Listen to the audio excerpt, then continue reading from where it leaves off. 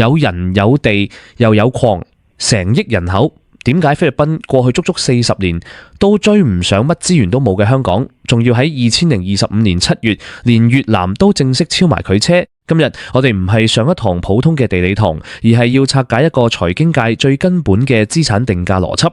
點解手握一副好牌可以打到爛，而一無所有反而係傳奇嘅起點？我做地產同資產分析咁多年，睇過無數個交易，市場最常犯嘅錯誤，從來唔係低估一幅爛地，而係高估一幅好地。好地令人排空，令人唔去問呢幅地係咪真係咁正，抑或自己根本被資源豐富呢個概念盲目咗。菲律賓就係最典型嘅例子，而香港恰恰係呢個故事最完美嘅反面教材。要明白成個大局，首先要睇一組核心數據。菲律賓而家人均 GDP 得大約3500美元左右，喺東南亞算係倒數。最致命嘅係，由1987年到2025年，佢足足有接近40年的時間停留在中低收入國家嘅水平，一個班次都冇升過。同期嘅越南、柬埔寨升晒班，連緬甸都有過亮眼嘅數據，偏偏得菲律賓原地踏步。相反，香港喺1960年代仲係一個製衣棉紡業城市，好多工人在柴房食都未夠食，但去到今日，銅鑼灣一個280尺嘅單位，動不動就幾百萬港幣。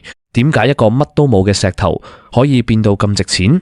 答案唔係地理，係政策，係邊個拎住條鎖匙？故事嘅轉捩點要由1988年講起。當年菲律賓政府推行咗個叫 CARP 嘅土地改革計劃，將接近800萬公頃嘅農地重新分配俾貧農，面積大到相當於成個葡萄牙。表面上好有道德勇氣，但結果呢，農業生產效率跌咗1/7，農場平均規模縮細咗3/4，變成一個人人有份但人人皆輸嘅死局。分地不等於創造價值，正如你喺香港買個單位，如果冇電梯、冇管理、冇配套、唔近地鐵站，樓下連街市都冇，你買嚟做乜？就算有張地契，都只係一件廢柴。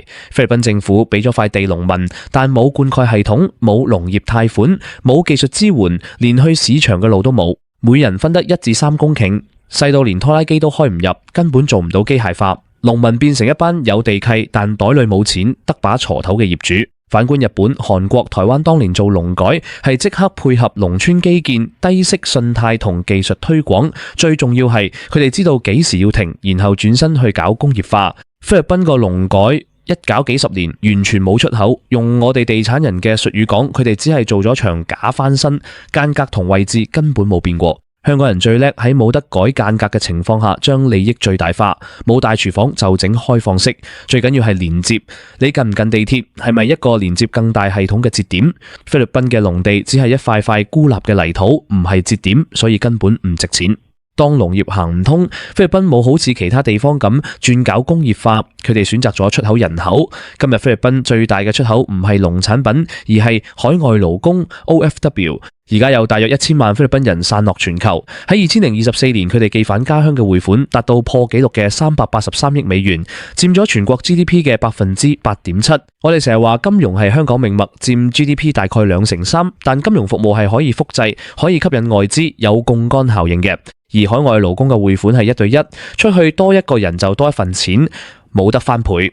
更深層次嘅問題係呢啲血汗錢入到菲律賓去咗邊？答案係全部轉化做私人消費，佔咗 GDP 接近80%。食飯、睇電視、買手機、行商場，啲錢冇轉化做工廠、技術，或者可以令下一代賺更多錢嘅資產。呢個封閉循環行咗40年，出去賺錢、匯款、養家，本地消費創造唔到工業，工業起唔到，有能力嘅人唯有繼續出國打工，變成一個走唔出嘅無底深潭。香港人嘅上一輩都係靠一雙手打天下，但佢哋係喺本地創造產業。棉紡、塑膠、電子，實實在在喺香港設廠，本地就業、本地積累、本地升值，再過渡到金融同服務業，每一步都將資本留在香港境內，令資產不斷升值。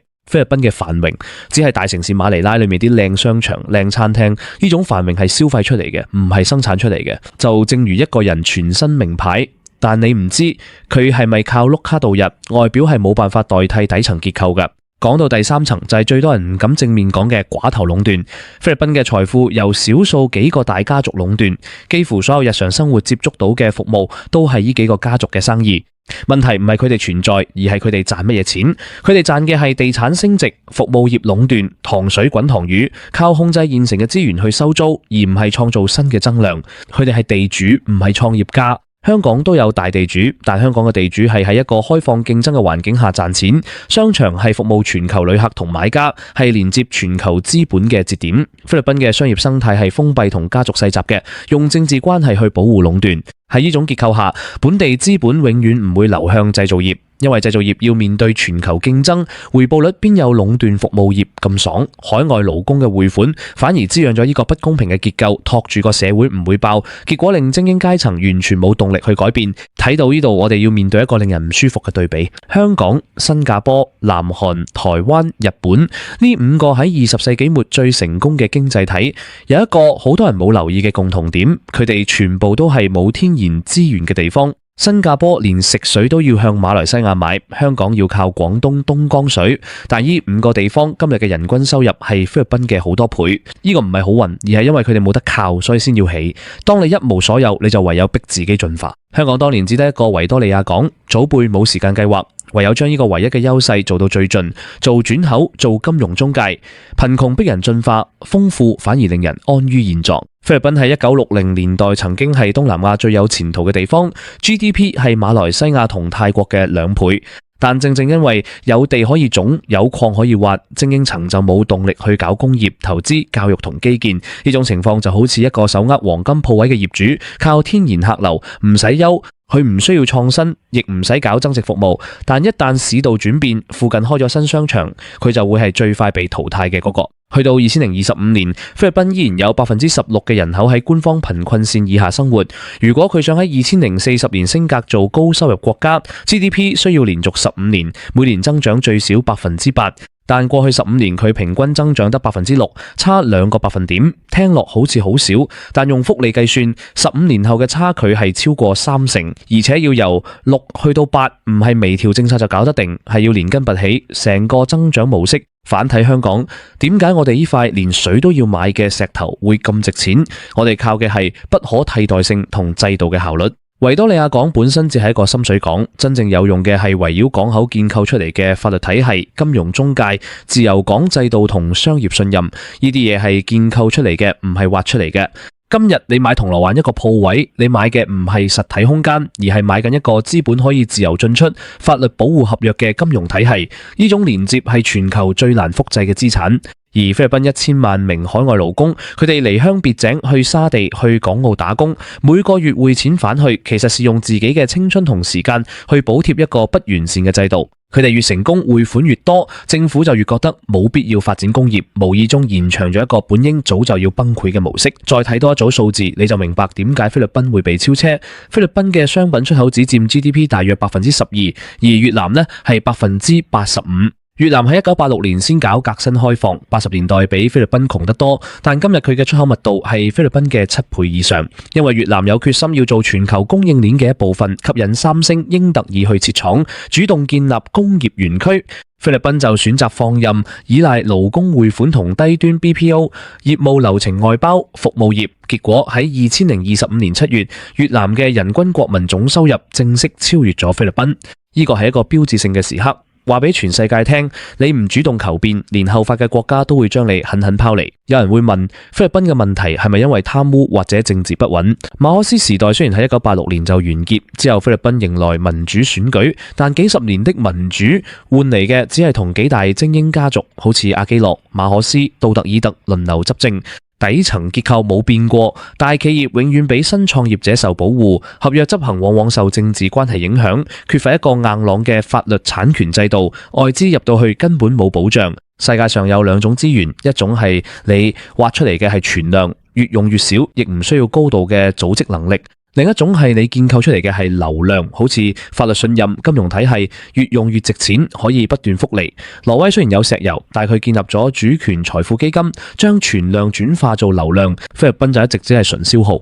如果聽日神仙將菲律賓嘅天然資源全部變走，會點？短期可能好痛苦，但長遠嚟講，幾百萬農民會變成自由勞動力，迫使大家族轉型搞製造業同出口。結構性嘅問題，往往需要結構性嘅衝擊先可以打破。南韓喺1997年金融風暴後大刀闊斧改革，新加坡當年被踢出馬來西亞聯邦，先至逼出一個國際金融中心。菲律賓就係因為海外勞工呢個緩衝墊太完美，結果防止咗崩潰，同時亦阻止咗蛻變。沒有東西從來都唔係優勢，知道自己沒有東西靠先至係真正嘅優勢。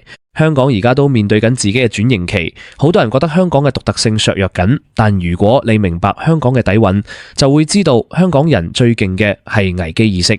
每次市場話香港完蛋，香港人都會揾到新方法生存，因為我哋潛意識知道自己冇嘢好靠，所以唔敢停。如果香港開始覺得自己有歷史地位、有背靠祖國嘅優勢，開始產生依賴，咁我哋就係行緊菲律賓嘅舊路。如果菲律賓有一日要追返上嚟，走製造業老路已經太遲，因為越南、印尼、中國已經霸佔咗市場，佢哋唯一的窗口係全亞洲最頂尖嘅英語能力。雖然低端 BPO 會被人工智能 AI 取代，但如果佢哋能將低端客服升級做 AI 一時間取代唔到嘅醫療數據分析、法律文件處理等高端知識服務，呢個就是最後嘅開槍機會。菲律賓有高達1億人口，而且年齡中位數得25歲，非常年輕。呢班喺社交媒體長大嘅後生仔，未必肯接受40年不變嘅現實。歷史上深層次嘅改變，往往是由後生仔嘅集體覺醒去推動。